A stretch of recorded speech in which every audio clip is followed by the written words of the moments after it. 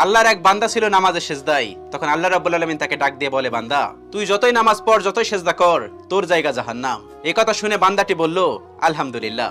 আল্লাহ তখন বলে, এই বান্দা, জাহান্নামের কথা শুনে কেউ আলহামদুলিল্লাহ কয়? বান্দা তখন বলে, আল্লাহ, জাহান্নামের মালিকও তুমি, জান্নাতের মালিকও তুমি। তুমি আল্লাহ খুশি হয়ে যদি আমাকে জাহান্নামও দাও, তাও আমার আপত্তি করার কোনো অধিকার নেই। আল্লাহ তখন বলেন, বান্দা, জাহান্নামে গেলে তুই পুড়ে যাবি, তোর খুব কষ্ট হবে। বান্দা তখন বলতেছে, আল্লাহ, কষ্ট শুধু আমার হবে না, তোমারও হবে।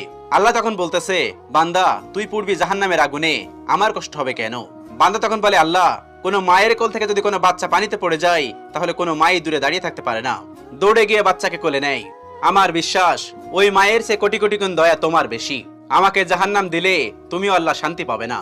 আল্লাহ তখন বলে, বান্দা, এই দলিল তুই কই পাইলি? বান্দা তখন বলে, আল্লাহ, আমাদের জাতির পিতা ইব্রাহিম আলাইহিস সালাম তোমার প্রেম মুখে নিয়ে যখন নমরুদের আগুনে পড়ে গেল, তার আগেই তুমি বলে দিলে